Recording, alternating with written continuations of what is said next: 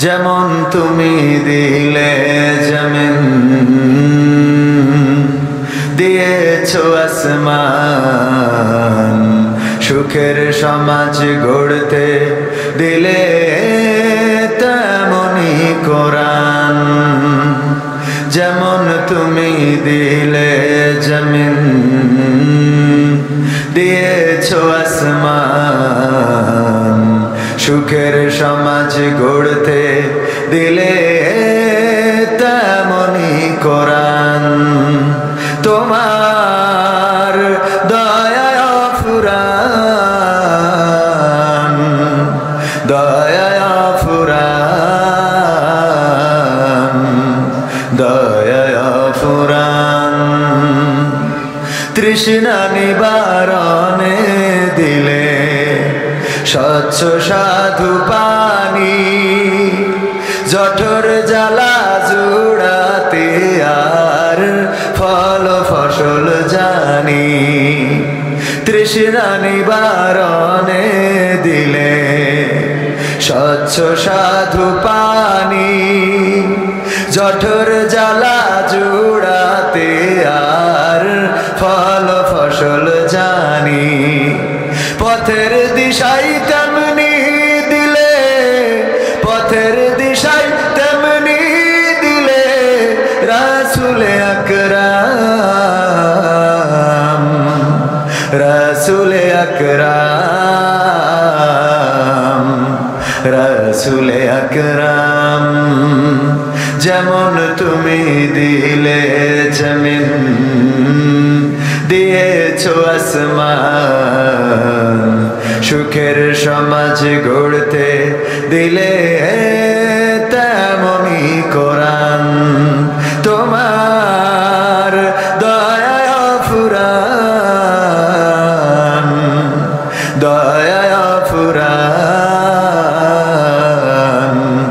দয়া ফুরান তুমি দিলে চোখের আরাম শান্ত নদীর বাঁক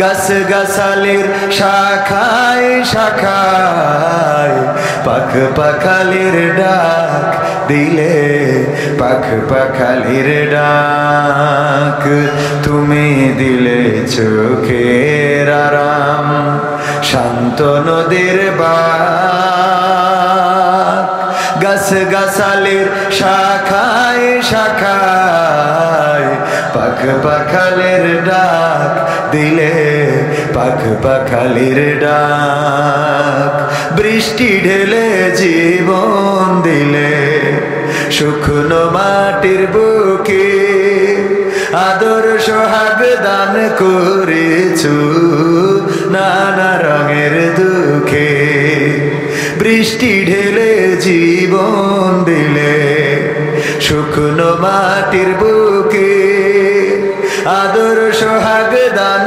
করেছো নানা রঙের দুঃখে দান করেছো তেমনি তুমি দান করেছো তেমনি তুমি জ্ঞান আর বিজ্ঞান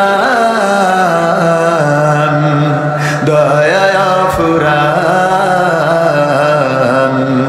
দয়া ফুরান তোমার দয়া ফুরান যেমন তুমি দিলে জমিন দিয়েছো আসমান সুখের সমাজ গড়তে দিলে তেমনি কোরআন তোমার দয়া ফুরান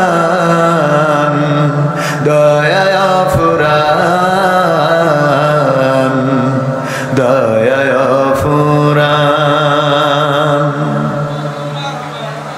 মারহাবা বলা যাবে না কষ্ট হয়ে গেল সম্মানিত হাজিরিন ঐতিহ্যবাহী মাদ্রাসা পাল্লা মোকামতলা দাখিল মাদ্রাসা যে মাদ্রাসার অসংখ্য ছাত্র আজকে বাংলাদেশে অলিতে গলিতে আনাচে কানাচে এমনকি বহির্বিশ্বে অবস্থানরত সেই ঐতিহ্যবাহী মোকামতলা দাখিল মাদ্রাসা উদ্যোগে আয়োজিত বিশাল তাফসিরুল কোরআন মাহফিলের শ্রদ্ধাভাজন সভাপতি আমার সরাসরি উস্তাদ, যাদের কাছে আলিফ বা তা সা এগুলো শিখেছিলাম, আমার পাশে বসা পিতৃতুল্য জনাব মোহাম্মদ আব্দুল ওয়াহেদ সাহেব, সভাপতি পাল্লা বাজার জামে মসজিদ ঝিকরগাছা যশোর।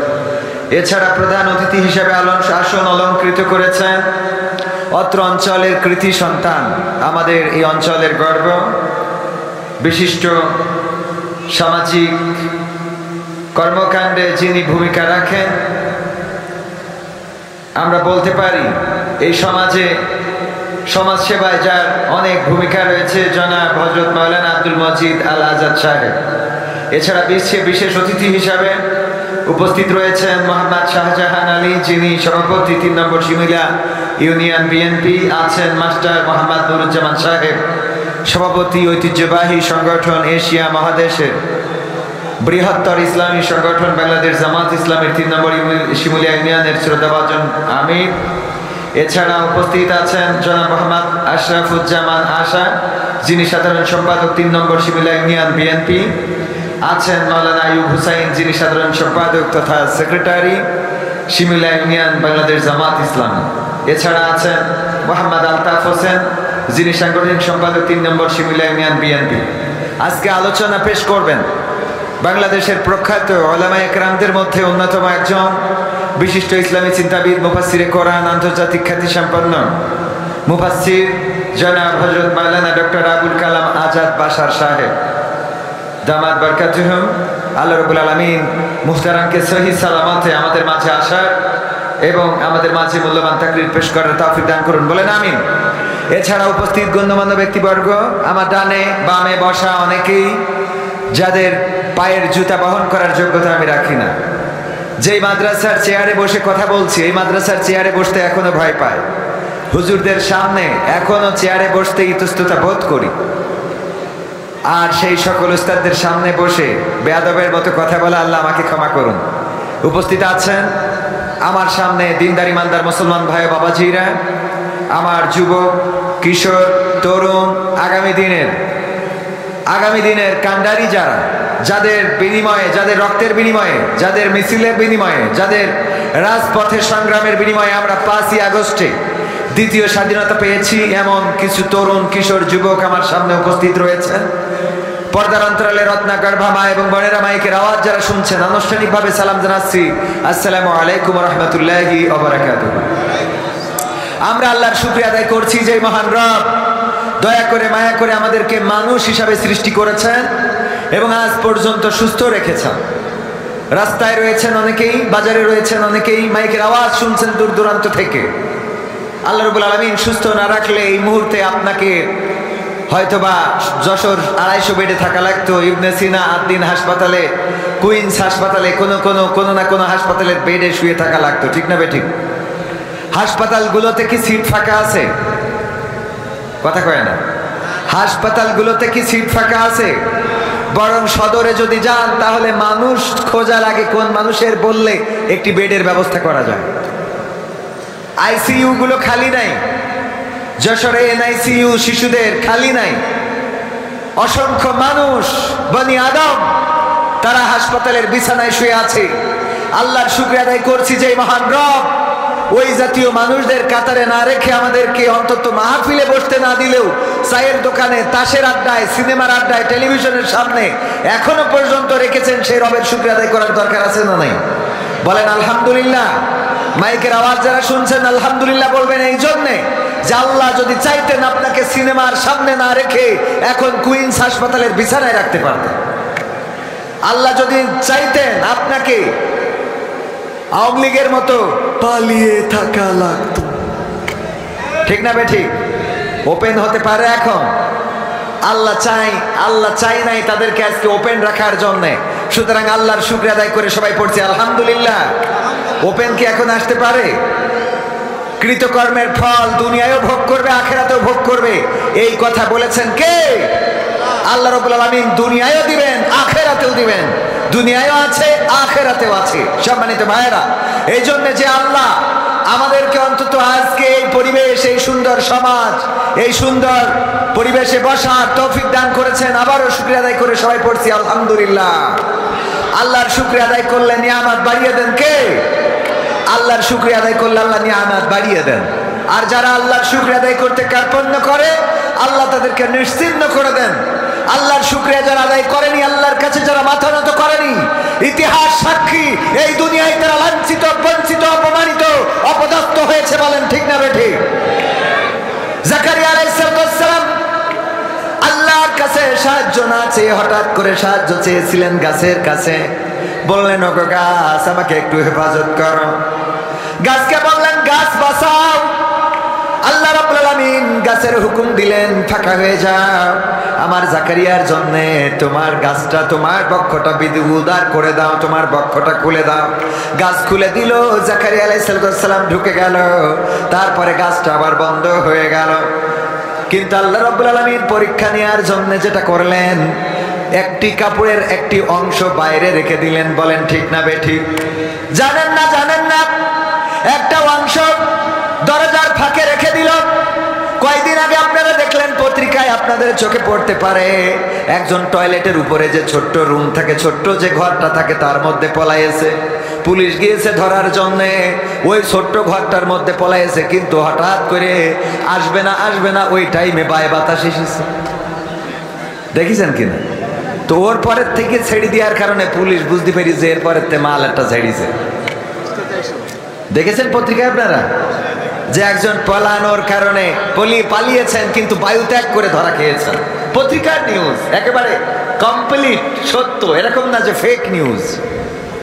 ওগো আমার ভাইরা, এই জন্য আল্লাহ যদি কাউকে লাঞ্ছিত করতে চান অথবা কাউকে যদি পরীক্ষা নিতে চান, কিছু ব্যবস্থা করে রাখেন।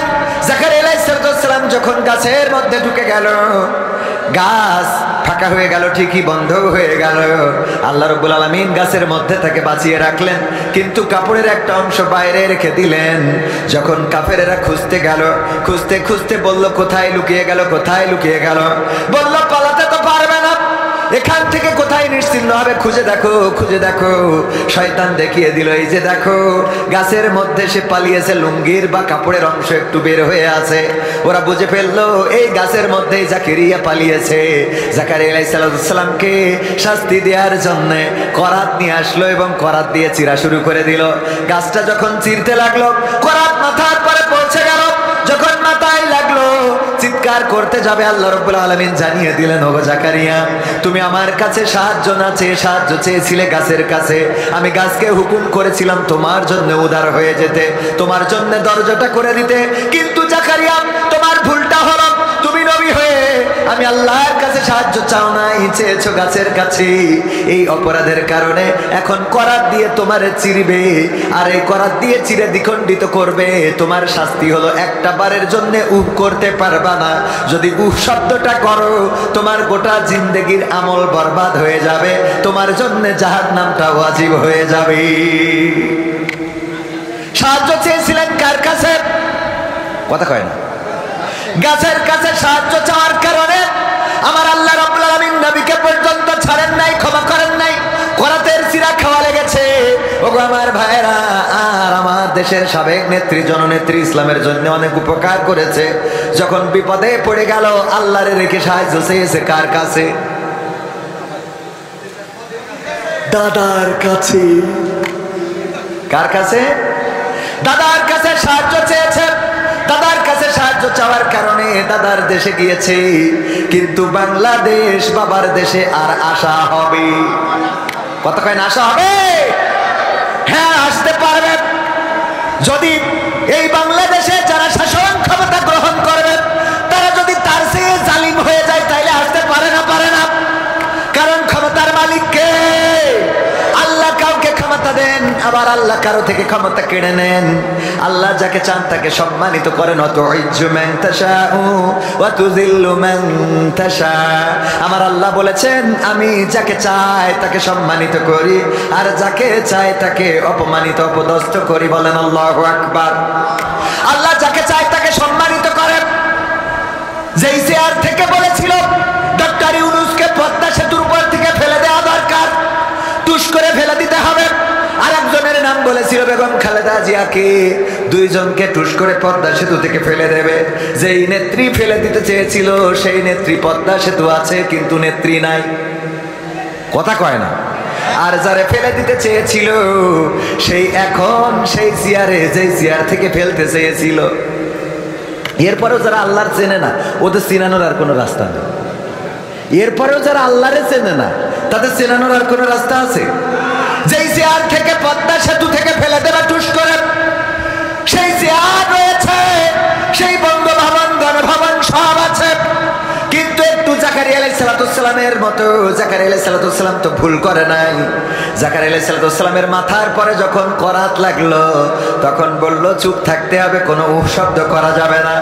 চিরা খেলো কিন্তু উহ করে নাই, বিনিময়ে আল্লাহ ক্ষমা করে জান্নাত দিয়েছেন। আর আমার নেত্রী যখন ওই পারে গিয়েছে সবাই বলল ওই পারে থাকুক কিন্তু চুপ থাকুক। কিসের চুপ? ওই পার থেকে বলে টুস করে ঢুকে পড়বো, কথা কয় না। বলল রাস্তায় নামো, আর বিনিময়ে ধানমন্ডি শেষ। 32 নম্বর, কথা কয় না। কারণ কথা বললেই বিপদ আছে না নাই?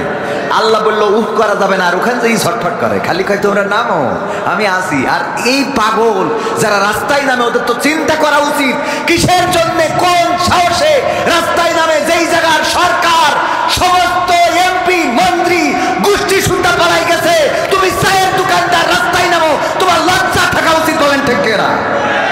এত বড় বড় বাঘা বাঘা নেতারা যারা বললো পালাবো না, খেলা হবে, সব চলে গেল। চায়ের দোকানদার কয় আমরা ফিরে আসবো, বলে না? বলে না? লজ্জা হয় না? লজ্জাও করে না।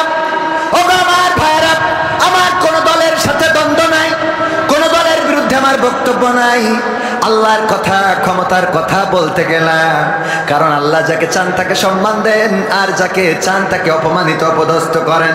এই পৃথিবীতে যারা অন্যায় করেছে, জুলুম করেছে, তাদের অবস্থা যা হয়েছে যুগে যুগে কোরআন সাক্ষী। সূরা ফিল পড়লে আমরা আব্রাহার খবর জানতে পারি না? আলাম তারা কাইফা ফাআলা রাব্বুকা বিআসহাবিল ফিল আলাম ইয়াজআল কাইদাহুম ফি তাদলিল ওয়া আরসালা আলাইহিম তায়রান আবাবিল তারমিহিম বিহিজারাতিন মিন সিজিল ফাজআলাহুম কাআসফিম মাকুল। আমার আল্লাহ বলেন, ও নবী আপনি কি দেখেননি আমি হস্তি বাহিনীর সাথে কেমন আচরণ করলাম? আমি তাদের ষড়যন্ত্রটা ধ্বংস করে দিলাম, আমি তাদের উপরে প্রেরণ করলাম ঝাঁকে ঝাঁকে পাখি, আর তারা নিক্ষেপ করলো কঙ্কর। ফলশ্রুতিতে তারা কি হয়ে গেল? কি হয়ে গেল? কি হয়ে গেল? পশুর চর্বিত ভুসির নাই হয়ে গেল। আপনারা সবাই জানেন যখন আব্রাহা হস্তি বাহিনী নিয়ে আসলো আল্লাহর ঘর ধ্বংস করার জন্যে, তখনকার কাবা ঘর রক্ষণাবেক্ষণের দায়িত্ব ছিল কার উপরে? একটু উঁচু করতে হবে, একটু উঁচু। কাবা ঘর রক্ষণাবেক্ষণের দায়িত্ব ছিল কার উপরে? দেখাশোনার দায়িত্ব ছিল কার উপরে? হ্যাঁ, চলো। কার উপরে? কার উপরে? Abdul Muttalib. তিনি কে ছিলেন? রাসূল সাল্লাল্লাহু আলাইহি সাল্লামের, আল্লাহ রাসূলের দাদা আব্দুল মুত্তালিব চাচা নয়, দাদা। আবু তালিব হলো চাচা, আর আব্দুল মুত্তালিব কে? দাদা। কে? আল্লাহর নবীর নাম মুহাম্মদ রেখেছেন কে? নবীজির দাদা আব্দুল মুত্তালিব। আমার নবীর নামটা রেখেছেন, কাবার চত্বরে নিয়ে গেলেন আল্লাহ রাসূল সাল্লাল্লাহু আলাইহি সাল্লাম জন্মগ্রহণের পরে, আর কাবার চত্বরে নিয়ে যে নাম রাখলেন মুহাম্মদ। এই নামটার মানেটা আপনারা জানেন কি না? নাম কি? মানে কি? হ্যাঁ, প্রশংসিত। কিসিত? প্রশংসিত। মুহাম্মদ তিনি প্রশংসিত কি না? গোটা বিশ্বে বাংলাদেশে কি কখনো এসেছে? কথা কয় না? এসেছে। কিন্তু বাংলাদেশের মানুষ তার জন্য জীবন দিতে রাজি আছে না নাই? আমরা এখানেও রাসূলের বয়ান করি, রাসূল প্রশংসিত হয়েছেন, আল্লাহ রাব্বুল আলামিন তাকে প্রশংসিত করেছেন। ওগো আমার ভাইয়েরা, মুহাম্মদ সাল্লাল্লাহু আলাইহি সাল্লামের জন্মের 50, কোন বর্ণনায় এসেছে 60 দিন পূর্বে, কোন বর্ণনায় 50, কোন বর্ণনায় 60। দিন পূর্বে আব্রাহা এসেছিল আল্লাহর ঘর ধ্বংস করার জন্য। আল্লাহ রব্বুল আলামিন এই ঘরটা রক্ষণাবেক্ষণ করবেন, কিন্তু আল্লাহ রব্বুল আলামিন সেই সময় তেমন আল্লাহর কোনো বাহিনী ছিল না, সেই সময় তেমন কোনো বান্দা ছিল না এই কাবা ঘর দেখাশোনা রক্ষণাবেক্ষণ করে টিকিয়ে রাখবেন আব্রাহার বাইরে। আব্রাহা আসলো ধ্বংস করার জন্য। আব্দুল মুত্তালিবের উটের খবর শুনে ধরে নিয়ে গেল। আব্দুল মুত্তালিব চলে গেলেন আব্রাহার কাছে, যেয়ে বললেন, আব্রাহা তোমার সৈন্যবাহিনী আমার উট ধরে নিয়ে এসেছে, উটগুলো ছেড়ে দাও। আব্রাহা বলল, আব্দুল মুত্তালিব উটগুলো ছেড়ে দিচ্ছি, অসুবিধা নাই, কিন্তু আমার দুঃখ হলো আমি শুনেছি এই কাবা দেখাশোনার দায়িত্ব তোমার, চাবিটা আছে তোমার কাছে, রক্ষণাবেক্ষণ করো, তুমি ঝাড়ু দাও। তুমি তো কাবার ব্যাপারে কোনো কথা বললে না, তুমি তোমার উটগুলো চাইলে কারণটা কি? আব্দুল মুত্তালিব বললেন, উটের মালিক আমি, আর কাবার মালিক হলেন কে? চিল্লায়ে বলেন কে? কাবার মালিক হলেন আল্লাহ, আর উটের মালিক আমি, আমার উটটা আমি ছাড়িয়ে নিতে এসেছি, আর কাবার মালিক হলেন আল্লাহ। আল্লাহ রাব্বুল আলামিন যদি চান তাইলে কাবা ঘরটা তোমার থেকে ছাড়িয়ে নিবেন।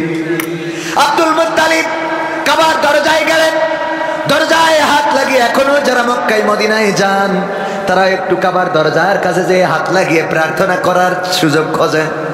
ওই কাবার দরজায় দাঁড়ালেন, আর আব্দুল মুত্তালিব হাত দিয়ে ফরিয়াদ করলেন, ওগো রব, এই কাবা ঘর রক্ষণাবেক্ষণ করার মতো সক্ষমতা আমার নাই। আব্রাহা এসেছে ভর্তি বাহিনী নিয়ে, তার সৈন্যবাহিনী, তার পদাতিক বাহিনী, তার ঘোড়া বাহিনী সব নিয়ে এসেছে। সবচেয়ে বড় ছিল যেটা, সেটা হস্তি, হাতি। আল্লাহ, আমি তার সামনে দাঁড়াবো তেমন সক্ষমতা আমার নাই। তুমি যদি চাও তাইলে তোমার ঘর তুমি রক্ষা করতে পারো।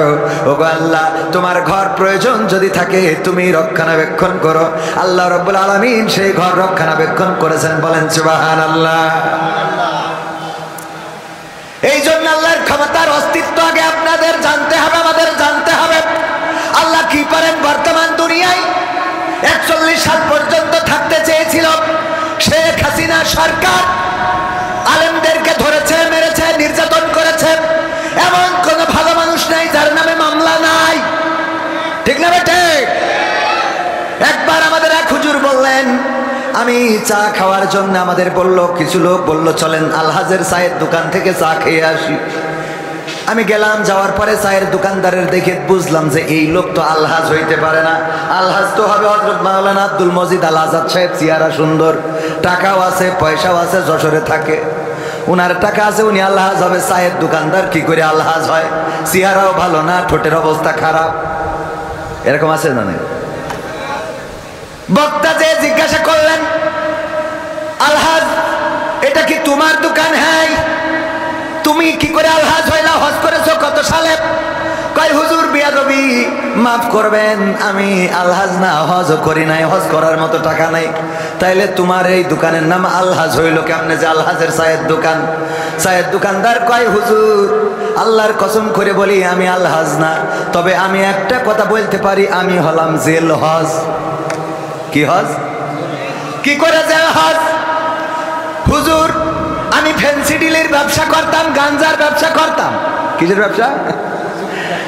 গাঁজার ব্যবসা, ফ্যান্সি ডিলের ব্যবসা, ইয়াবার ব্যবসা, এইসব ব্যবসা করতাম। 2 নম্বরে আমারে পুলিশ ধরলো, জেলখানায় দিল।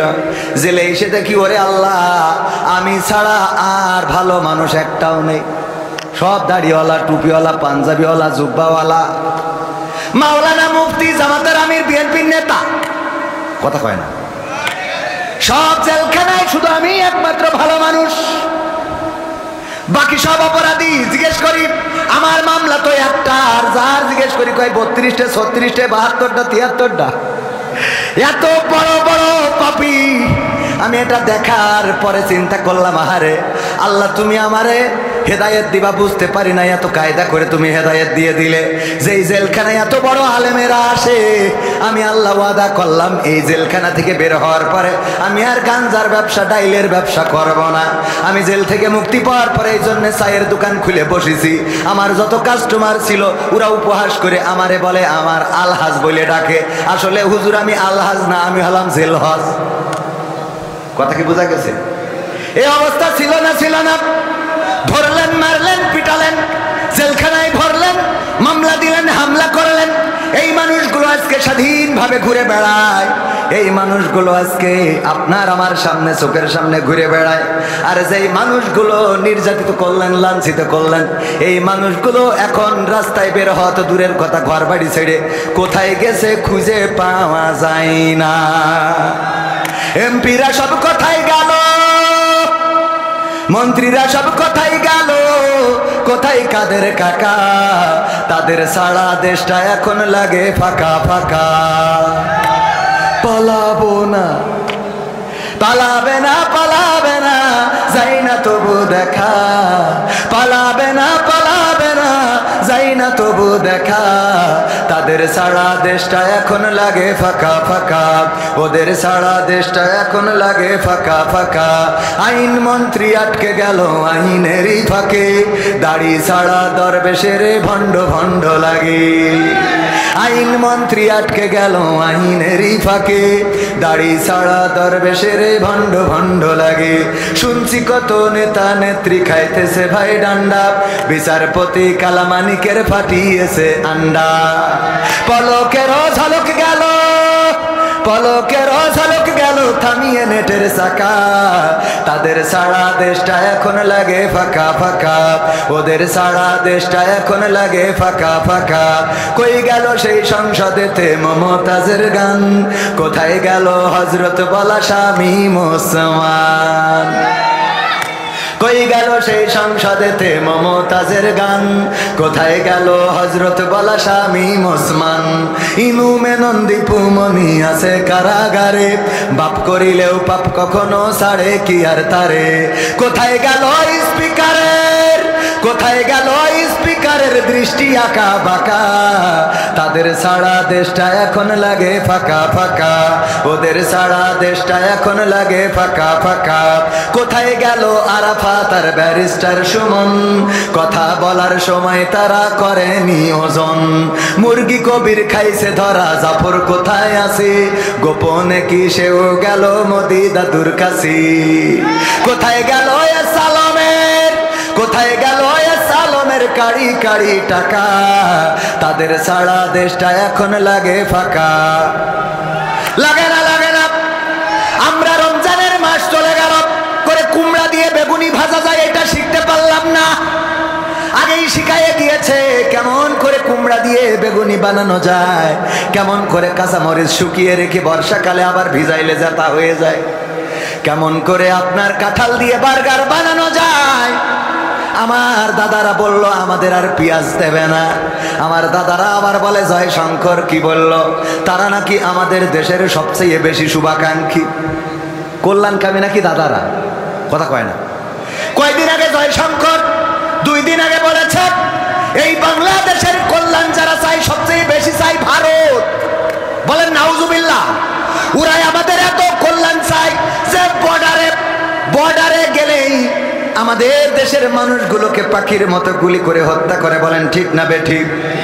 আমাদের দেশের মানুষগুলোকে পাখির মতো গুলি করে শুধু হত্যা করে না, তারা এতটাই গুলি চালায় যে এই যে কয়েকদিন আগে কোন বর্ডারে যেন দেখলাম ওরা আমাদের দেশের নাগরিক মনে করে গুলি করেছে, পরে লুঙ্গি খুলে দেখে কাটা। কি কাটা?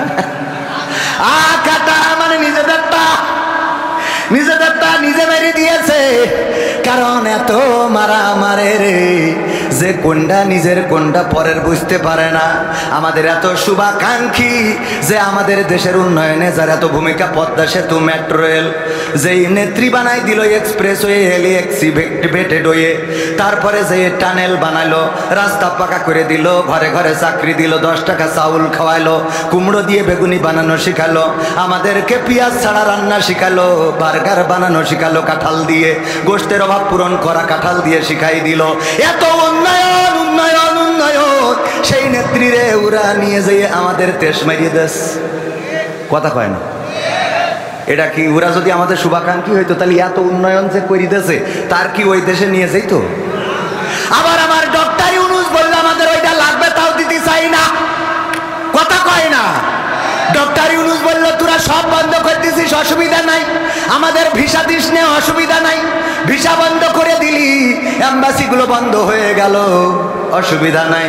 আমাদের বর্ডার বন্ধ করে দিলে অসুবিধা নাই, পেঁয়াজ বন্ধ করলে অসুবিধা নাই, বললি গরু দেব না অসুবিধা নাই, বললি আলু দেব না, মোদির আলু আমাদের দরকার নাই। তোরা বললি ট্রানজিট শিপমেন্ট দেব না, বন্ধ করে দিলে আমাদের ট্রাকের ফ্রান্সে যাবে যেই মালামালগুলো, সেইগুলো আবার ফেরত আনা লাগলো, সব বন্ধ করে দিলা রে। কিন্তু আমাদের দেশের উন্নয়নে যার ভূমিকা, সেই নেত্রী আমাকে লাগবে, সালাম তা দিবি না কেন? কথা কয় না। আমি কি রাজনীতির কথা বলছি? ওয়াইদা কুরিয়াল কুরআনু ফাসতামিউ লাহু ওয়া আনসিতু লাআল্লাকুম তুরহামুন।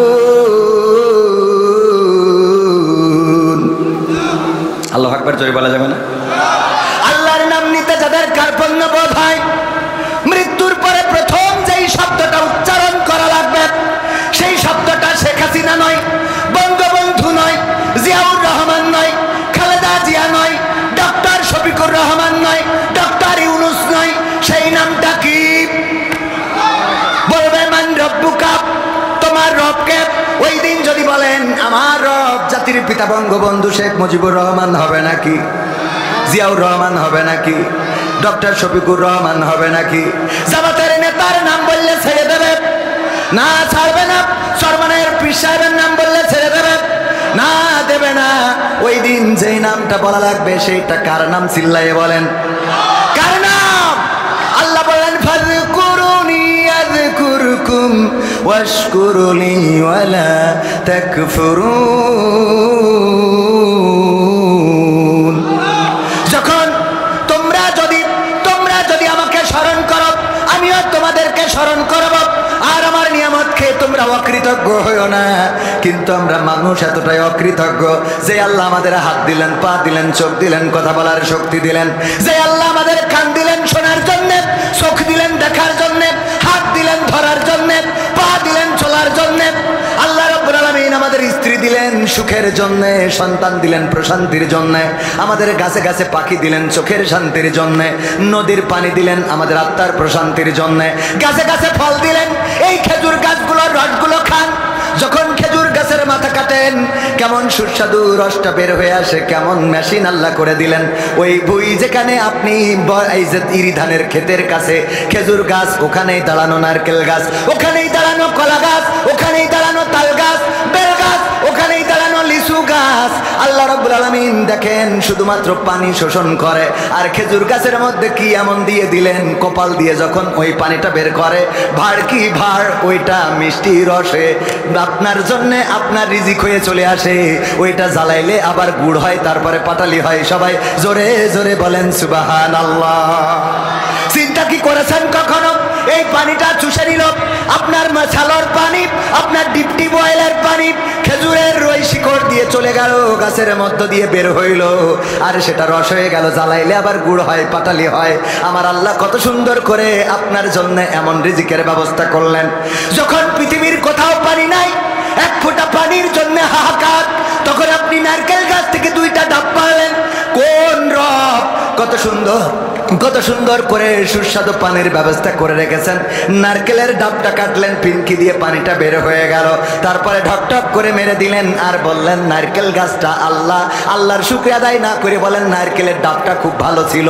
একটা বার যারা আলহামদুলিল্লাহ বলে না, এদের মতো অকৃতজ্ঞ মানুষ হইতে পারে? আপনি না চাইতে স্ত্রী, আপনার একটা বিবি দিয়েছে আল্লাহ রাব্বুল আলামিন, যেই বউয়ের কাছে আপনি আত্মিক প্রশান্তি খুঁজে পান। না চাইতে আল্লাহ সন্তান দিল, যেই সন্তান বাবা বলে ডাকলে আপনার কলিজাটা জুড়িয়ে যায়। কথা কয় না? যার সন্তান নাই সেই বোঝে সন্তান না থাকার কত যন্ত্রণা। যার কলিজার টুকরা সন্তান নাই সেই বোঝে সন্তান না থাকার কত জ্বালা। একটু বাবা ডাক শোনার জন্য কত পীর, কত ডাক্তার, কত ফকির, কত পরহেজগারের কাছে যায়, কত তাবিজ দেয়।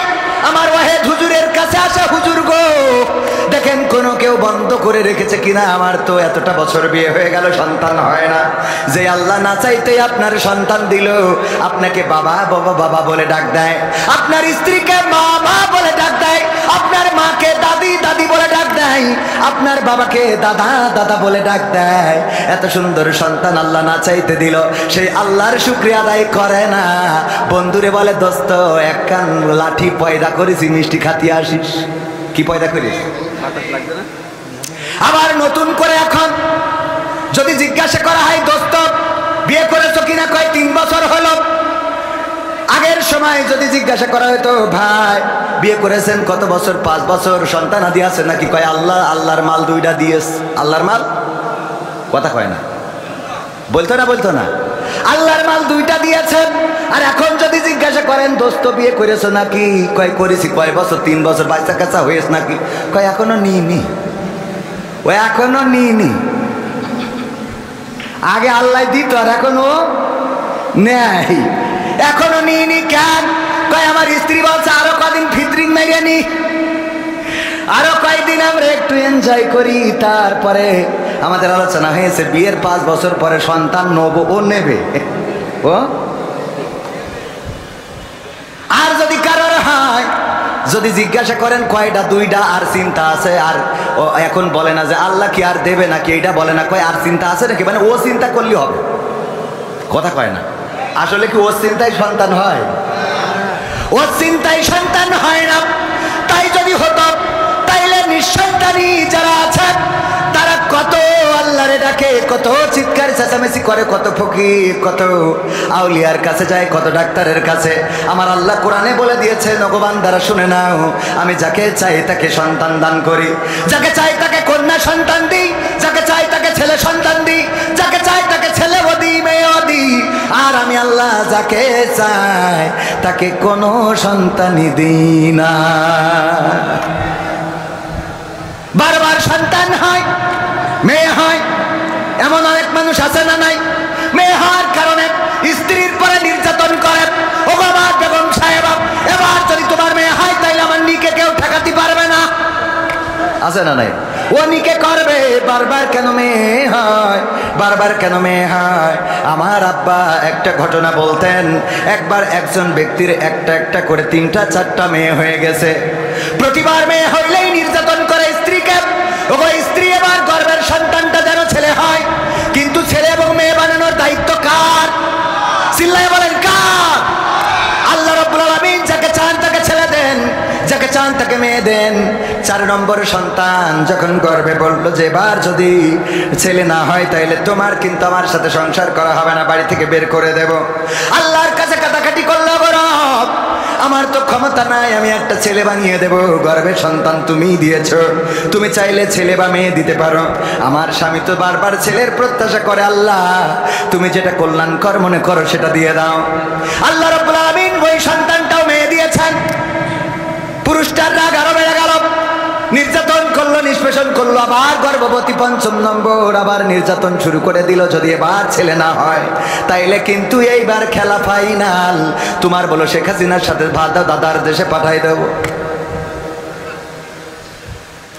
ওই নারী চিন্তা করলো, আল্লাহ সারা জীবন বিএনপি জামাত করে আসলাম, এখন আবার শেখ হাসিনার সাথে দাদার দেশে, আল্লাহ তুমি একটু হেফাজত করো। 5ম নম্বর সন্তান মেয়ে। এবার মিজাজ আরো আমাকে সেই সাইদ ভাইয়ের মতো মাথা খারাপ হয়ে যাবে না? মানে মেয়ে হয়েছে, বাড়ি মাঠে নাঙল ষষ্ঠী গেছে, যে মা বলছে যে খুকা নে ভাত নিয়ে বয়, তো ভাত খাচ্ছে, বলছে ভাত খাতি খাতি বলে রাগ করতে হয় না বাজার, আল্লাহ তোর এবারও একখান জান্নাত দিয়েস। তো ভাতের গামলা ছেলিতে তো জান্নাতের গোষ্ঠী খিলাই, আমি জান্নাত নিয়ে আইসিস আমার এখানে, বোঝেননি? 5 নম্বর মেয়ে, মিজাজ আরো খারাপ হয়ে গেল, নির্যাতনের স্ট্রিম রোলার। 6 নম্বর গর্ভে আবার সন্তান, 6 নম্বর সন্তান গর্ভে, সেটাও মেয়ে। এবার একেবারে সব নেটওয়ার্ক হারাই গেছে, একেবারে যেন পাগলের মতো দেউলিয়া হয়ে গেছে। তুমি আমারে কি করলা? একে একে 6টা সন্তান তুমি আমার মেয়ে সন্তান জন্ম দিলা। আবার মহিলা গর্ভবতী হয়েছে, 7 নম্বর গর্ভের সন্তান। আল্লাহর কাছে তাহাজ্জুদ পড়ে কাঁদে, ও রব আর তো পারি না, নির্যাতনের কত সহ্য করবো রব, তুমি দয়া করে একটা পথ করে দাও আমার, আমি তো আমার স্বামীর নির্যাতন সহ্য করতে পারি না।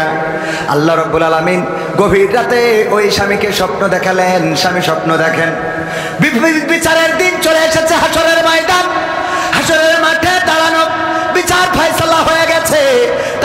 জাহান্নাম বরাদ্দ হয়ে গেছে, জাহান্নামে নিয়ে যাচ্ছে টানতে টানতে ফেরেশতারা।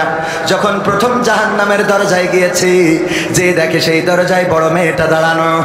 বড় মেয়ে দাঁড়িয়ে আছে, দুটি হাত পেতে দিয়ে বলে, আমার বাবাকে আমি এই দরজা দিয়ে জান্নাতে প্রবেশ করতে দেব না।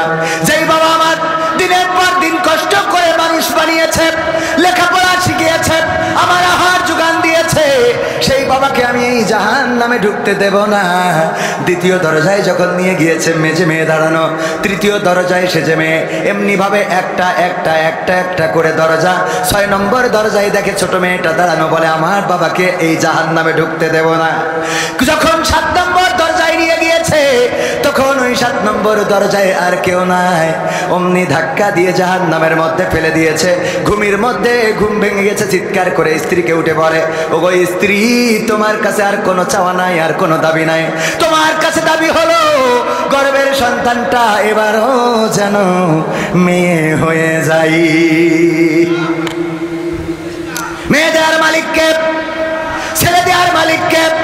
আল্লাহ যাকে চান তাকে ছেলে সন্তান দেন, যাকে চান তাকে মেয়ে সন্তান দেন, যাকে চান শুধুই ছেলে দেন, যাকে চান শুধুই মেয়ে দেন, আর যাকে চান তাকে কিছুই দেন না। আল্লাহ এত নিয়ামত আমাদের দিয়েছেন, এরপরেও যারা আল্লাহর শুকরিয়া আদায় করতে পারে না, এরপরেও যারা আল্লাহর নামটা উচ্চারণ করতে কার্পণ্য হয়, ওগো আমার ভাইয়েরা, ওই পরকালের ময়দানে যখন বলবে মান রব্বুকা, তখন কেমন করে বলবেন রব্বি আল্লাহ? বলা যাবে?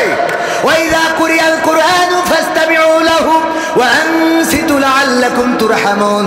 যখন তোমাদের সামনে কোরআন পড়া হয়, কোরআন বলা হয়, যখন তোমাদের সামনে কোরআন থেকে তেলাওয়াত করা হয়, তখন তোমরা চুপ থাকবে আর তোমাদের হৃদয়ের কান দিয়ে শুনবে, যাতে করে তোমাদের উপরে আল্লাহর রহমত বর্ষণ হতে পারে। বলেন সুবহানাল্লাহ। কথাটা কার আছে? কোথায়? এই কোরআনে আল্লাহ বলে দিয়েছেন, যখন কোরআন পড়বেন, কোরআন বলবেন, কোরআন শোনাবেন, তখন তোমরা তোমাদের হৃদয়ের কান দিয়ে শুনবে, যেন আল্লাহর রহমত বর্ষণ হতে পারে। সেই আল্লাহর রহমত যদি পাইতে হয়, তাইলে কোরআন চুপ থেকে শোনার দরকার আছে না নাই? হাতে লোক বেশি না কম? আমি মাগরিবের নামাজ পড়ে আসলাম, আমাদের মোটরসাইকেলটাই পার করা যায় না রে। আমার যুবকেরা, তরুণেরা, কিশোরেরা রাস্তায় ঘুরে বেড়ায়, আড্ডা দিয়ে বেড়ায়। ওগো আমার ভাইয়েরা, আমার আল্লাহ পরকালের ময়দানে আপনার হাতে কিতাব ধরাই দেবেন, বলবেন ইকরা কিতাবাকা কাফা বিনাফসিকা আল-ইয়াওমা আলাইকা হাসিবা। পড়ো তোমার কিতাব, তুমি পড়ে তোমার হিসাব করে দাও। আমার যুবকেরা কান খুলে শুনে নাও, আমার তরুণেরা, আমার কিশোরেরা, আমার কলিজার টুকরারা, তোমাদেরকে বলি, যারা ঘুরে বেড়াও, যারা তাসের আড্ডায়, দোকানের আড্ডায়, রাস্তায় ঘুরে বেড়াও রে, পরকালে যখন আমল নামার কিতাবটা ধরিয়ে দেবে, ইকরা কিতাবাকা কাফা বিনাফসিকা আল-ইয়াওমা আলাইকা হাসিবা, তখন ওই পৃষ্ঠা উল্টাই দেখবেন আপনি চায়ের দোকানে রয়েছেন, দেখবেন আপনি তাসের আড্ডায় রয়েছেন, দেখবেন আপনি ক্রিকেট খেলা IPL দেখতেছেন, দেখবেন আপনি BPL দেখতেছেন, দেখবেন আপনি কবে গদখালি গিয়েছেন, তারপরে দেখবেন কবে লাইলাতুল ফেব্রুয়ারি আয়োজন করে পালন করেছেন, তারপরে কবে ডিজের কুপা কুপি বড় বাড়ি আছে না নাই, কবে পিকআপের পরে জেনারেটর দিয়ে স্পিকার লাগায় দয়াল তোর লাইগা রে, দয়াল তোর দে বাড়ি আছে না নাই, দয়াল তোর লাইগা আরে ডিজে বাজাইলা। সবগুলো আমল নামায় পাওয়া যাবে ওই পরকালের ময়দানে। এই আমল নামার খাতা থেকে ফামাইয়ামাল মিসকালা যাররাতিন খায়রান ইয়ারা ওয়া মাইয়ামাল মিসকালা যাররাতিন শাররান ইয়ারা।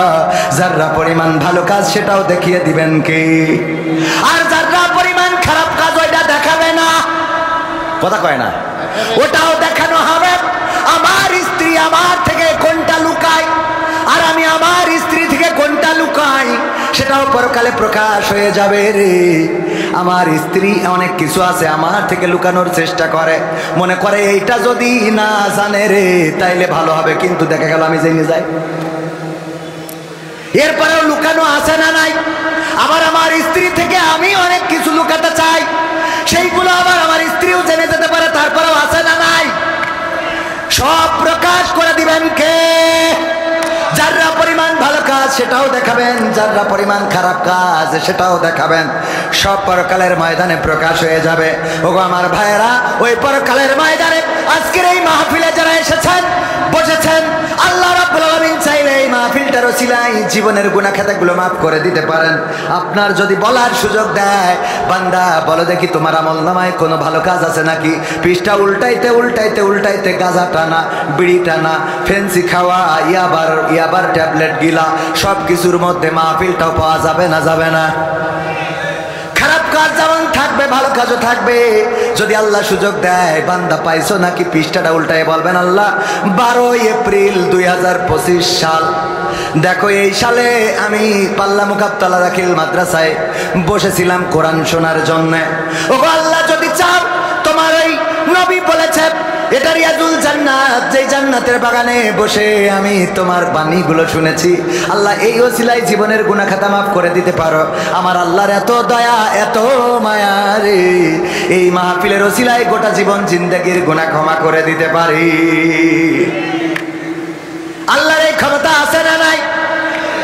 আল্লাহর নবী বলছেন, বুখারী শরীফের বর্ণনা, বিশ্ব নবী বলছেন, ও সাহাবীরা শুনে নাও, বনি ইসরাইলদের একজন তার সন্তানদেরকে ওসিয়াত করলো, সন্তানেরা আমি মারা যাওয়ার পরে আমার লাশটা পুড়াবা, তারপরে ছাই বানাবা, তারপরে বিকট ঝড়ের দিনে উড়াইয়ে দিবা।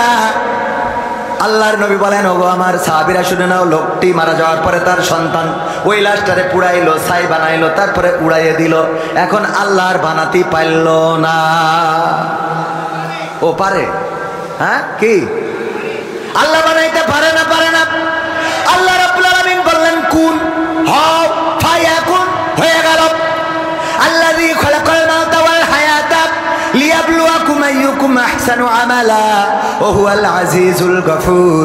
আমার আল্লাহ সূরা মুলকের 2 নম্বর আয়াতে বললেন, তিনি সৃষ্টি করেছেন মৃত্যু এবং তিনি সৃষ্টি করেছেন জীবন, আর মাঝখানে একটা হাত দিয়ে দিয়েছেন, সময় দিয়েছেন, একটু দেখতে চায় আমলের প্রতিযোগিতায় কে এগিয়ে থাকেন। আর আমার আল্লাহ হলেন পরম পরাক্রমশালী এবং ক্ষমাশীল। আল্লাহ পরাক্রমশালী মানে ধরবে, পাকড়াও করবে, আবার ক্ষমাও করবে। এই ইখতিয়ার আছে কার? আল্লাহর ধরার ক্ষমতাও আছে, ছাড়ার ক্ষমতাও। নমরুদ বলল, আমি তো আল্লাহ। ইব্রাহিম বলল, কি করে আল্লাহ হও? কয়, তুমি যে আল্লাহর কথা বলো, সে আল্লাহর ক্ষমতা কি? কয়, আল্লাহর ক্ষমতা হইল তিনি মারেন, আবার তিনি বাঁচান, চাইলে মারতেও পারেন, বাঁচাতেও পারেন। কথা কয় না, ঠিক না? ঠিক বলল, তিনি তো এমন রব যিনি চাইলে মারতেও পারেন, বাঁচাতেও পারেন। নমরুদ বাদশা 2 জন কয়েদি ধরে নিয়ে আয়, জেলখানা থেকে 2 জন নিয়ে আসলো, একটারে কুরাজ দিয়ে দিল, আর একজনের বেকুসুর খালাস। মানে তখন তো কুরাজ ছিল না, কুপান একটা মেরি দিলে মাথাতে পড়ি থাকলো। বললো, দেখো আমারও একই ক্ষমতা, তোমার আল্লাহ মারতেও পারে, বাঁচাতেও পারে, আমিও পারি। এই যে একটা মেরি দিলাম আর একটা ছেড়ে দিলাম। কথা কয় না? ইব্রাহিম আলাইহিস সালাম আল্লাহ যার শিক্ষা দিয়েছেন, তিনি সুন্দর করে বললেন, গো নমরুদ, যদি তাই হয়, তোমার কথা যদি সত্য হয়, আমার আল্লাহ পূর্ব দিগন্তে সূর্যটা উঠায় পশ্চিমে অস্তমিত করেন। তোমার যদি পাওয়ার থাকে, ক্ষমতা থাকে, তাইলে সূর্যটা পশ্চিম দিগন্তে উদিত করে পূর্ব দিগন্তে অস্তমিত করে দেখাও। আছে ক্ষমতা? আছে। মেট্রো রেল বানাতে পারবা, পদ্মা সেতু বানাতে পারবা, মানুষকে ফাঁসির কাস্টে ঝুলাতে পারবা, ক্রস ফায়ার দিতে পারবা, মামলা দিতে পারবা, হামলা করতে পারবা, কিন্তু একটা মানুষ আবার নতুন করে জীবন্ত করতে পারবা না।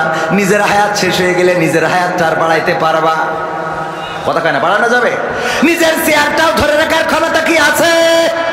না, নাই। ওগো আমার ভাইরা, এই জন্য ক্ষমতার বড়াই দেখানো যাবে না। রূপের বড়াই করিস না রে, রূপ চিরদিন থাকে না।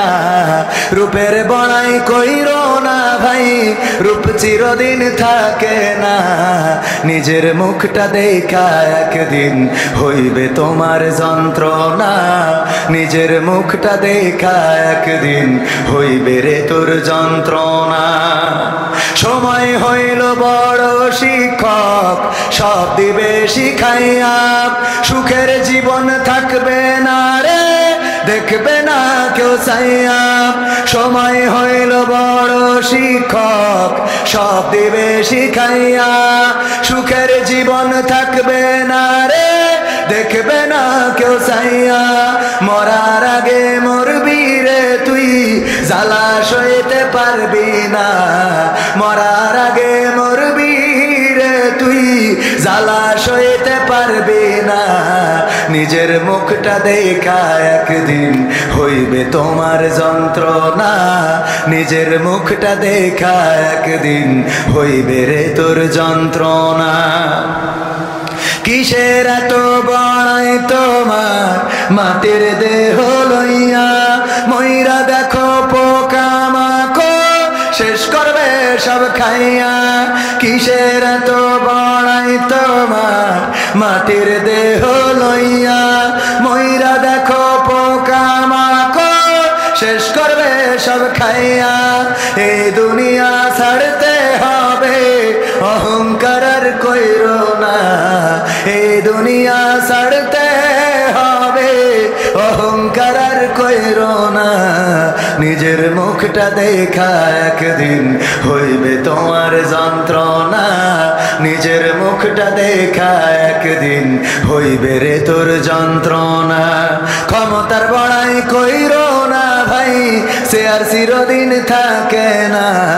পাওয়ারের বড়াই কইরো না বোন, সে আর চিরদিন থাকে না। নিজের সে আর দেখা একদিন হইবে তোমার যন্ত্রণা, নিজের সে আর দেখা একদিন হইবে তোমার যন্ত্রণা। ঠিক না বেঠে? নিজের চেয়ারটা দেখে একদিন যন্ত্রণা হবে। কবির বিন সামাদ কোরআনের ময়দানে আলোচনা করে, ইসলামের পক্ষে কথা বলে। হঠাৎ করে যদি দাড়িটা শেষে ফেলে, কালকে কেউ আর স্টেজে উঠতে দেবে নাকি? না, দেবে না। কোনো কারণে যদি দাড়িটা কেটে ফেলে, কালকে মাহফিল হবে কোথায় জানেন কিনা? কোথায়? ছুটিপুর বাজার, ঠিকানা তানজিমুল কোরআন ক্যাডেট মাদ্রাসা। হিফজুল কোরআন বিভাগের উদ্বোধন উপলক্ষে তাফসির মাহফিল। মাওলানা গোলাম রব্বানী আসবেন প্রধান বক্তা, যুক্তিবাদী সাহেব। বিশেষ বক্তা আব্দুল সালাম যুক্তিবাদী। এই মাহফিল হবে আগামীকালকে। আজকে যদি কোনো কারণে দাড়ি কাটি, ওই মাদ্রাসাটা আমার, মাহফিলটাও আমি ব্যক্তিগতভাবে আয়োজন করেছি। ওই মাহফিলেও আমার ওয়াজ করতে দেবে নাকি কেউ? নিজের মাহফিলেও কথা বলতে দেবে না, শুধু কি না থাকার কারণে, দাড়ি না থাকার কারণে। এবার ওই স্টেজটা দেখে, মঞ্চটা দেখে, চেয়ারটা দেখে কষ্ট হইতে পারে না, পারে না। শুধুমাত্র আল্লাহর নবীর একটা হুকুম, আল্লাহর নবীর বড় সুন্নাহ। দাড়ি কেটে ফেলার কারণে যদি স্টেজের চেয়ারে জায়গা না হয়, আল্লাহর হুকুম নামাজ অমান্য করেন, কোরআন পড়েন না, হাদিস পড়েন না, যাকাত দেন না, দান করেন না, সাদাকা করেন না, বলেন দেখি রে পরকালের ময়দানে বুঝি কষ্ট থাকবে না রে? নিজের দেখি কি দেখি কষ্ট হবে? যখন দেখবেন পাগলটা, যেই পাগলটা ভালো বুঝতো না, নিজের আইলটাও নিজে ঠিক রাখতে পারে না, নিজের গরু নিজে চিনতে পারে না, টাকার নোটটাও বোঝে না, কোনটা 500 টাকা, কোনটা 1000 টাকা, কোনটা জাল টাকা, কোনটা ভালো টাকা। কিন্তু এই পাগলটা 5 ওয়াক্ত মসজিদে আসে, নামাজ পড়ে, ফজরের নামাজ, জোহরের নামাজ, আসরের নামাজ, মাগরিবের নামাজ, ইশার নামাজ সব আদায় করে, মাহফিলে আসে, কোরআন শোনে, কোরআন মানে, কোরআন জানে, হাদিস মানে। এই পাগল ছাগলও যখন জান্নাতে যাবে রে, তখন ওইটা দেখার পরে নিজের কষ্ট হবে। আরে এই পাগলও জান্নাতে যায়, আর আমার অবস্থা কি? কথা কয় না, ঠিক না বেঠে? জান্নাতের মালিক কে? ও আমার ভাইরা, আমি প্রথমে যাই দেখলাম ছোট্ট একটা অংশ। আল্লাহ বললেন, ইয়া আইয়ুহাল্লাযীনা আমানু কু আনফুসাকুম ওয়া আহলিকুম নারা। ওগো ঈমানদারেরা, তোমরা নিজেরা আগুন থেকে বাঁচো এবং তোমাদের আহাল বর্গ থেকে, আহাল বর্গকে আগুন থেকে বাঁচাও। কথাটা বলেছেন কি? আমরা নিজেরা আগুন থেকে বাঁচার চেষ্টা তো করি না, আর সন্তান তো আরো 2 কাঠি উপরে। বোঝেননি মনে হয়? যেই বাবা বিড়ি খায়, সর্বোচ্চ সিগারেট খায়, ওরে আল্লাহ ওরে ছেলে এখন সিগারেটের তামাক ফেলে দিয়ে মাল ঢলে ভরি তারপরে টানে। 2 কাঠি উপরে না নিচে? যে আগে মানুষরে থাবা দেয় নাই, ধমক দিয়েছে রাজপথে মিছিল মিটিং এ, তার ছেলে যে পরে দেখা যায় বাপ বয়সী লোকের গালে চড় তুলে বসে, আছে না নাই? যেই বাবা 5 টাকার এখনো চুলের কাটিং দেয়, তার ছেলে 500 টাকা দিয়ে ফেস ওয়াশ মারে, আছে না নাই? যেই মা এখনো বোরকা পরে চলে, তার মেয়ে আলতা সুন্দরী, আলতা না আলকাতরা সুন্দরী, এত কায়দা করে মেকআপ করে, এ রে শয়তানও চিনতে পারে না যে কোনটা ধোকা দিল। মানে এটা ধোকা দেওয়া হয়েছে কিনা ওর খেয়াল নেই, কারণ ও ধোকা দিল যার সে কালো ছিল, পরের দিন তাকে সাদা ফকফকা। ও মনে করে এর এখন ধোকা দিয়ে শান্তি পারিনি, শয়তানের টাওয়ার হারাই ফেলে, নেটওয়ার্ক চলে যায়। আছে না নাই? আছে মানে কি, মাদ্রাসায় পড়ে ওরা আল্লাহ সূরা ফাতিহা পড়ে না, তাশাহুদ পড়ে না, দুরূদ ইব্রাহিম পড়ে না, নামাজের আরকান আহকাম জানে না, উযুর ফরজ জানে না, নামাজ পড়ে না, মসজিদে পাওয়া যায় না, এমন আল্লাহর বান্দা আছে না নাই? আর মা বাবা দিয়ে মনে করেছে ও জান্নাতের টিকিট 3 রেখে বসে আছে, কথা কয় না। কিন্তু মেয়ে যে আর একজনের সাথে বেলা আইন রে, কি লাইন, কি লাইন? আমাদের দেশে অনেকেই বলে লাইন করিয়েছে, ও লাইন হইল, এটা তো বেলাইন। সভাপতি সাহেব মাইন করি না, কথা একটু না বললো তো হয় না, নিজেদের লেখা। বেলাইন করে বসে থাকে। ওগো আমার ভাইরা, এই জন্য আল্লাহ বলেছেন ইয়া আইয়ুহাল্লাযীনা আমানু কু আনফুসাকুম ওয়া আহলিকুম নারা। দাদি যাচ্ছে নাতির সাথে বাসে উঠেছে, দাদির এত কায়দা করে বুরকা পরা, হাতে হাত মোজা, চামড়ায় ভাঁজ পড়ে গেছে, যে চামড়ায় হাত দিলে মনে হবে যে খেজুর গাছের কাঁটা ধরিয়েছ, মনে হয় খাদি ধরিয়েছ, ঠিক না বেটি? যে হাত হুজুর ঘুমালি, ঘুমান তেলি, ও ভাইজান ভালো আছেন? আলহামদুলিল্লাহ, যে আছেন বলে ভালো লাগছে, যাক শুকরিয়া। ও আমার ভাইরা, যে হাতে হাত দিলে মনে হয় খেজুরির খাদি ধরেছে, ওই হাতে আবার হাত মোজা লাগায়, পায়ে পায়ে মোজা, পা মোজা, তারপরে বাইন্ধেছে তো বাইন্ধেছে, এরপরে আবার একটা সান গিলাস মেরিয়েছে, তারপর আবার আর একটা ফেলিয়ে দিয়েছে, শাটার কিটা আর একটা ফেলিয়েছে, নেই দাঁত। বেইনালিতে বাসে উঠেছে, চাষড়াই যাবে, হেল্পার জিজ্ঞেস করছে যাবেন কানে? চাষি কানে যাবে, কাছে বুঝতে পারলো না চাষি, আবার মানে দাঁত তো নেই, বলছে চাষড়া বলবে, তার দাঁত থাকা লাগবে, বুঝতে পারে না। পাশের থেকে নাতি ওরে কায়দা করে মেকআপ করা, আলকাতরা বেগম মেকআপ তো করে সাদা সুন্দরী হয়ে গেছে, চামড়া অভিশাপ দেয় যে আল্লাহ আমার তো একটা মান সম্মান আছে, চামড়ার একটা মান সম্মান আছে না, যে ওর আল্লাহ কালো বানাইছে, তা সে কালোর মধ্যে একটু সাদা মারবি, মারতা এত মারামারি যে সে কালো আসিনার কায়দা নেই, সাদা ফক ফকা। চামড়া কয় আল্লাহ আমার কি কোনো ইজ্জত নেই, যে ও পুরো আমার ঢেকে ফেললো, কথা কয় না, আমার তো একটা মান ইজ্জত আছে, পুরো ঢেকে দিয়েছে। দেওয়ার পরে এই নাতি আবার ওই সাদা মেরেছে তো মেরেছি, আবার লাল করে একটু লাগাই রেখেছে কপালে টিপ, তারপরে বুড়ু আবার কায়দা করে আল্লাহ যেটা দিল পছন্দ হয়নি বলে আবার একটু কাটিং করে সাইজ করে, আছে না নাই? তারপরে ঠোঁটে ঠোঁট পালিশ লাগায়, শুধু ওখানেই শান্তি হয়নি, আবার তার কাটার বর্ডার দিয়ে কালো করে চিকন করে, তার কাটার বর্ডার এটা চিকন করে। আপনি তো মুরব্বী মানুষ, দরকার নেই, ইয়াংরা দেখে আর কি, ঠিক না? আছে না নাই? আল্লাহ বলেন ওয়াকারনা ফি বুয়ুতিকুন্না ওয়ালা তাবাররাজনা তাবাররুজাল জাহিলিয়াতিল উলা। ওগো নারীরা পর্দার মধ্যে থাকো, জাহিলি যুগের মেয়েদের মতো সাজুগুজু করে নিজেদেরকে প্রদর্শন করে বেড়াইও না। আর আমার মা বোনেরা এত সাজুগুজু করে যে আমাদের গদখালি গেলি পা ফেলা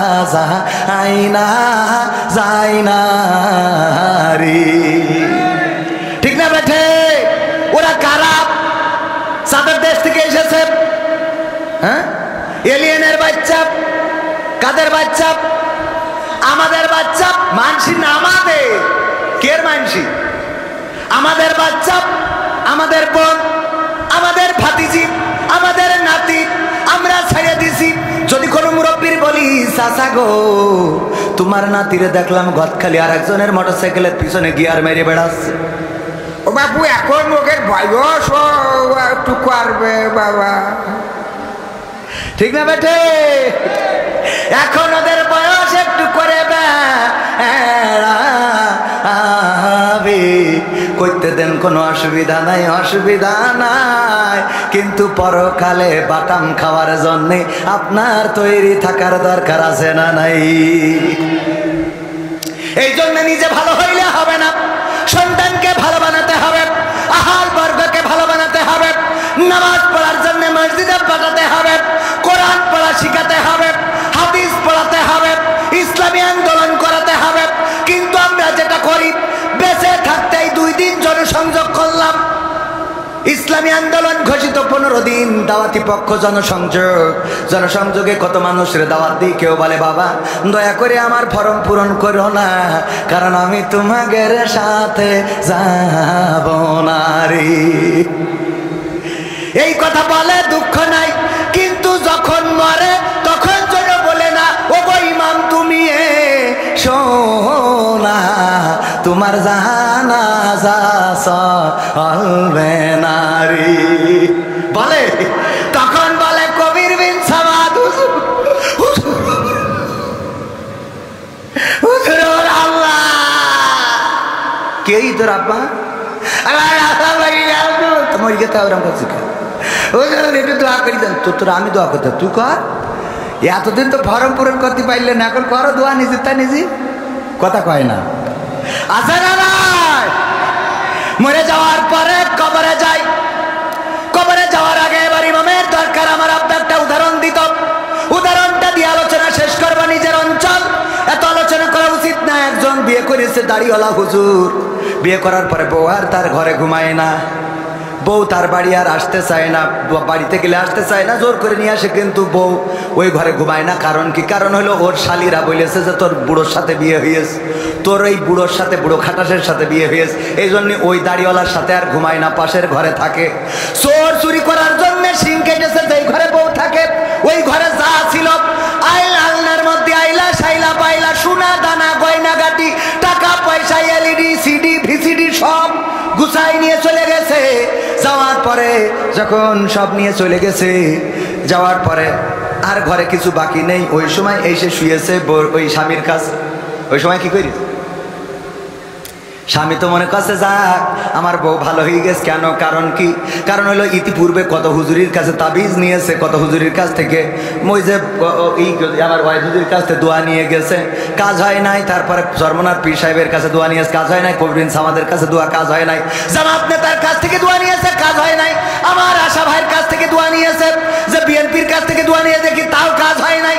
কিন্তু পাল্লা মসজিদের ইমাম উনি বলেছে যেহেতু সব হুজুর ফেল মেরেছে, বিএনপিও ফেল, জামাতও ফেল, তাহলে আমি এটা তাবিজ করে দিয়ে দেখি। যেদিন ওই তাবিজ নিয়ে গেছে বালিশের মধ্যে রেখেছে, ওই দিন ওই বউ ঘরে এসে শুয়েছে। ও তো মনে করছে ওরে আল্লাহ কত বড় হুজুর রে, হুজুরের দাওয়াত দিয়েছে, দাওয়াত খাওয়া হুজুর। মুরগির গোশ, গরুর গোশ, ভেড়ার গোশ, কুত্তার গোশ, উটির গোশ, যা আছে মন চাইছে। শোল মাছ, বয়েল মাছ, ইলিশ মাছ, পাঙাশ মাছ, খাটাস মাছ, যত মাছ আছে সব এনে স্ত্রীর কয় রান্না করো। কেন? কয় আমি হুজুরির দাওয়াত করতে আইছি। কোন হুজুরি? পাল্লার হুজুরির। কয় আর পাল্লার হুজুরি এত খাওয়াইতে হবে কেন? কারণ আছে, খাওয়াতে তো হবে। কি কারণ? কয় বলা যাবে না, তুমি রান্না করো না বললি রান্না না। ওরে আল্লাহ তুমি আমার ঘরে ঘুমাও না বলে কত হুজুরির তাবিজ নিলাম, কত হুজুরির দোয়া নিলাম। চরমনার পীর সাহেব, জামাতের ডাক্তার শফিকুর রহমান, বিএনপির আশরাফুজ্জামান আশা, সব দল একেবারে সব হেজে গেছে। কিন্তু আমি যখন পাল্লা মসজিদের ইমামের কাছ থেকে দোয়া নিছি, ওই রাতে তুমি আমার ঘরে শুয়েছাও। এই জন্য হুজুরির দাওয়াত করে থুয়েছি, খাওয়াবো। বাস পাগল হয়েছ তুমি, হুজুরির তাবিজে আইছি তোমার, তাই মনে হয়? তাহলে কি করে আইসাও? গতকাল রাতে চোর ঢুকেছিল, আমি যেই ঘরে ঘুমাই, চোর ঢুকে সিং কেটে সব নিয়ে গেছে। সোনা দানা টাকা পয়সা গয়না গাটি মাটি পাটি সব নিয়ে যাওয়া শেষ। আর যখন কিছু নেই আমার দিকে তাকাইছে, আমি চিন্তা করলাম আমারও মনে হয় নিয়ে যাবে। তাই ভয়তে আমি তোমার ঘরে আইলাম রে, আমি কারোর তাবিজে আসি নাই। স্বামী বলছে তোরে আমার স্ত্রী বড় দুঃখ পাইলাম, তুমি তো সেই আইলা রে, কিন্তু এমন সময় আইলা ঘরটা খালি করে। যদি অন্তত 10টা মিনিট আগে আসতে তাইলে তাও অন্তত কিছু সম্পত্তি রক্ষা করতে পারতাম। কথা কয় না? আমার কথা মনে হয় বোঝেননি। মরো, কিন্তু এমন সময় মরো যেই সময় আর তোমার খাতা কলমে কোনো আমল থাকে না। কিন্তু 10টা মিনিট আগে যদি তুমি ইসলামের পথে, কোরআনের পথে, মাদ্রাসার পথে, মসজিদের পথে, দিনের পথে, আল্লাহর পথে যদি থাকতে, তাইলে অন্তত ফেরেশতারা বলতে পারতো যে যাই হোক তাই হোক, তোমার একটু মসজিদে দেখেছিলাম, মাদ্রাসায় দেখেছিলাম, তোমার আল্লাহর পথে দেখেছিলাম, কোরআন পড়তে দেখেছিলাম, তাসবিহ জপতে দেখেছিলাম, জায়নামাজের পাটিতে দেখেছিলাম, তাহাজ্জুদে দেখেছিলাম, তোমাকে আমি দেখেছি আল্লাহর পথে, রাসূলের পথে, দ্বীনের পথে, কোরআনের পথে। যাও মাফ করে দিলাম, কিন্তু এমন সময় আমরা কবরে যাই যখন নামাজ নাই, রোজা নাই, দান নাই, সাদাকা নাই, রোজা নাই, হজ নাই, যাকাত নাই, ফিতরা নাই, তাসবিহ নাই, তাহলিল নাই, এইগুলো আমাদের আমল নামা খালি। কবরে যাওয়ার পরে ফেরেশতারা বলে আল্লাহর বান্দা সেই তো আসলে রে, কিন্তু ঘরটা খালি রে। ঠিক না বেটা? আমরা কি ঘর খালি করে যেতে রাজি আছি? ঘর ভরবো, কারা কারা হাত দেখতে চাই? ভরবেন? ঘর ভরবেন? ঘর যদি ভরতে হয়, আমার আল্লাহ বলেছেন ইন্নাল্লাহা আশতারা মিনাল মুমিনিনা আনফুসাহুম ওয়া আমওয়ালাহুম বিআন্না লাহুমুল জান্নাহ। ওগো আমার বান্দারা, তোমরা যদি আমার রাস্তায় জান দাও, মাল দাও, বিনিময়ে আমি আমার জান্নাতটা তোমার, আমি আমার জান্নাতটা তোমার কাছে বিক্রয় করে দিই। বলেন সুবহানাল্লাহ। ইয়া আইয়ুহাল্লাযীনা আমানু হাল আদুল্লুকুম আলা তিজারাতিন তুনজিকুম মিন আযাবিন আলীম। ওগো ঈমানদারেরা, আমি কি তোমাদের এমন একটা ব্যবসা ধরাই দেব যেই ব্যবসা করলে তোমরা কঠিন জাহান্নামের ভয়াবহ আযাব থেকে বেঁচে যাবে? আর সেই ব্যবসাটা হলো তুমিনুনা বিল্লাহ, আল্লাহর প্রতি ঈমান আনতে হবে, ওয়া রাসূলিহি, এবং রাসূলের প্রতি, ওয়া তুজাহিদুনা ফি সাবিলিল্লাহ, জিহাদ করতে হবে কার রাস্তায়? ফি সাবিলিল্লাহ, কার রাস্তায়? আল্লাহর রাস্তায় জিহাদ করতে হবে। বিআমওয়ালিকুম, মাল দিয়ে, ওয়া আনফুসিকুম, জাল দিয়ে। কি দিয়ে? মাল দিয়ে। আর কি দিয়ে? সে আল্লাহর পথে জানমাল দিতে রাজি আছি না নাই? যদি রাজি থাকেন, এই মাদ্রাসায় কোনো সরকারি বিল্ডিং নাই। 16-17টা বছর নেতা ছিল কত, কিন্তু নেতারা একটা বিল্ডিং এনে দিতে পারে নাই, বরং চাকরিতে নিয়োগ দিয়ে তারা গেল নি রে। ওগো আমার ভাইরা, এই যে মাদ্রাসা দেখেন কত কষ্ট করে আমাদের আব্দুল মজিদ সাহেব, উনি একটা বিল্ডিং দিছিল, নিচেই কোন রকম, আর উপরে কিন্তু আমাদের টাকাতে করতে হয়েছে, ভিক্ষে টিক্ষে করি। ঠিক না বে? ঠিক। আর এটাও ভিক্ষে করা, ওই বিদেশ থেকে নিয়ে এসে দিল, তাই না? হ্যাঁ, বিদেশ থেকে এনে দিল। তো এখন এই বিল্ডিংটা ওরকম ফাঁকা পড়ে থাকবে, এটা কি ভাল লাগবে?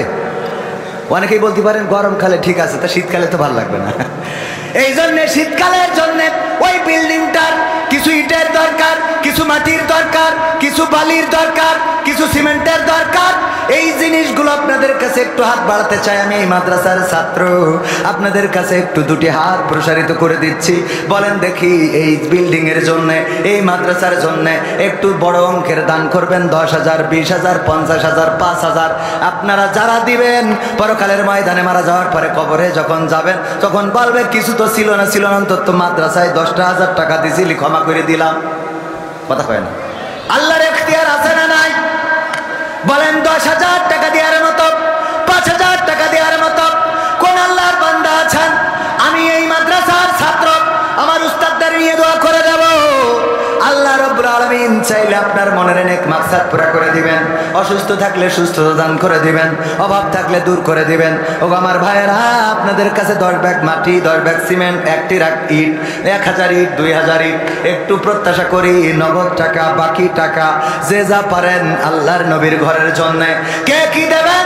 ভাইয়েরা আমার, আপনাদের কাছে অনুনয় করি, বিনয় করি রে, একটু তাড়াতাড়ি করে। মাশাআল্লাহ, নারায়ে তাকবীর, লিল্লাহি তাকবীর।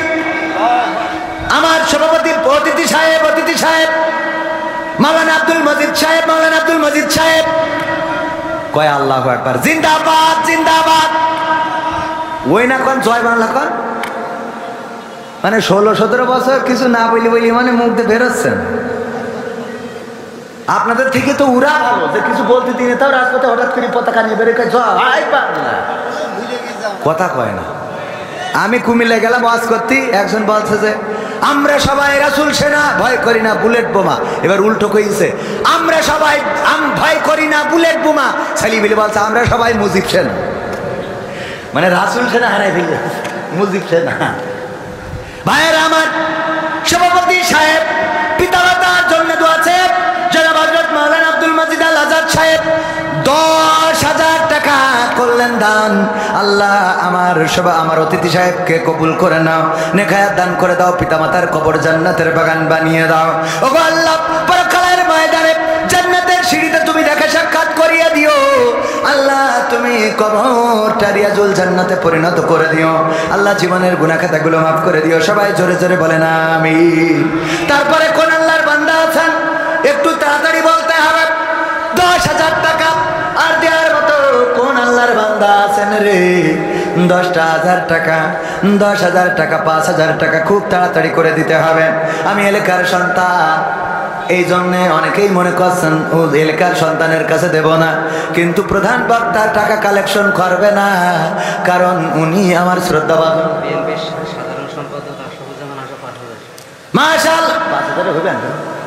বিএনপি করে এখন তো লাইন ভালো না, লাইন তো ভালো আপনারা এখানে প্রজেক্ট দিয়ে দিয়েছে 4 লাখের প্রজেক্ট একটা দিয়ে দিয়েছে। 4 লাখের প্রজেক্ট দিয়ে তো ও কোয়ান্তে দেন, ও তো সরকারের, ওই ইউনিয়ন 10,000 টাকা দেন। আমি আল্লাহ ভোটে দাঁড়ালে যেন 500 না 10,000 টাকা আল্লাহ কবুল করে। হ্যাঁ নারায়ে তাকবীর। এটা ভোটে দাঁড়ালে ধানের শীষ না, 10,000 টাকা না দিলে মান ইজ্জত থাকে। নারায়ে তাকবীর। আশা ভাই, আশা ভাই, আশা ভাই এগিয়ে চলো। হ্যাঁ যেভাবে বললেন তা তো ওখানে বোম 5 ফুটালো পিছনে পাওয়া যাবে। একটু জোরে বলেন, আশা ভাই এগিয়ে চলো। যতক্ষণ টাকা দেবে ততক্ষণ তো আছে, এরা তাও করে টাকা দিয়া পর্যন্ত তো আসি, ভোটের সময় যাইবে না। আশা ভাই এগিয়ে চলো। নারায়ে তাকবীর। আমার আশা ভাই আশরাফুজ্জামান আশা, ওনার বড় ভাই মুস্তাফিজুর রহমান চান্দু, এই এলাকার গর্ব, এই মাটি মানুষের সন্তান, ইন্তেকাল করে কবরে ঘুমানো। বিএনপি করলেও উনি একজন আদর্শবান, চরিত্রবান, এই সমাজের মার্জিত মানুষ ছিলেন। সেই মানুষটা জনগণের কল্যাণে কাজ করেছে, অল্প বয়সে অকালেই প্রাণ হারিয়েছেন। আমি ছোট ছিলাম, তারপরেও তার জানাজা পড়া, তার কবর দিতে যাওয়ার সৌভাগ্য হয়েছিল। আল্লাহ রাব্বুল আলামিন আমার ভাইয়ের দানের ওসিলায় আমাদের মুস্তাফিজুর রহমান চান্দু সাবেক চেয়ারম্যানের কবরটারে জান্নাতের বাগান বানিয়ে দিই, বলেন আমিন। আল্লাহ দানের ওসিলায় আমার আশরাফুজ্জামান আশা ভাইয়ের পিতামাতা, দাদা দাদি, নানা নানি কবরে যারা আছে কবরগুলো ক্ষমা করে দিন, জান্নাতের বাগান বানান, বলেন আমিন। এছাড়াও তিনি 4 লক্ষ টাকার একটা প্রজেক্ট এনে দিয়েছেন। আল্লাহ এই প্রজেক্ট এনে দেওয়ার কারণে মনের নেক মাকসাদ পুরা করে দাও, বলেন আমিন। আল্লাহ স্ত্রী সন্তানদেরকে কবুল করে নাও, বলেন আমিন। তারপরে কোন আল্লাহর বান্দা আছেন 10,000 আর যদি না থাকে 5,000-এর পার্টি, কারা 5,000 টাকা দেবেন? আমার ভাইজান অনেকেই আছেন স্টেজে আমার ডানে বামে বসা, 5,000 টাকা কোনো ব্যাপার না। হঠাৎ করে যদি পেটের মধ্যে মোড়া মারে, ইবনে সিনা কুইন্স হাসপাতালে গেলি, বলে যে মেশিনের মধ্যে ঢুকাই স্ক্যান করতে হবে, অথচ কিছু হয়নি, একটু গ্যাসের ব্যথা, এটা রেনিটির দিলি সেরে যাবে। ওর আগে 32,000 টাকার পরীক্ষা করায় নাই, তারপরে কয় অসুবিধা নেই, বাড়ি চলে যান, সমস্যা ঠিক হয়ে যাবে। ঠিক না ভাই? ঠিক। পেটের মধ্যে মুড়া দিলি চলে যান কুইন্সে, স্ক্যান মিসক্যান যত রকম পরীক্ষা আছে, একটু তাড়াতাড়ি বলেন। 5,000 টাকা, 5,000 টাকা 10 ব্যাগ সিমেন্ট, 5 ব্যাগ সিমেন্ট দেওয়ার মতো কোন আল্লাহর বান্দা আছেন? একটু তাড়াতাড়ি করে যদি দিতেন। আমার প্রধান মেহমান আসবেন, কেউ নাম বলে না, বলে না, এমন মানুষ পাল্লা অঞ্চলে রে, আহারে কত অঞ্চলে যায়, টাকা যা চাই তার থেকে বেশি দেয়, দিতে দিতে আমি নিজেই অধৈর্য হয়ে যাই, কই আর টাকা নেবো না, আমার বলা লাগে যে আর নেবো না। 100 গাড়ি মাটি লাগবে কিনে দেবে আমাদের আব্দুল্লাহ খা। আব্দুল্লাহ খা 100 গাড়ি মাটি আমার নানা দেবে। নারায়ে তাকবীর। তো এর মাটি দিতে হবে কেন?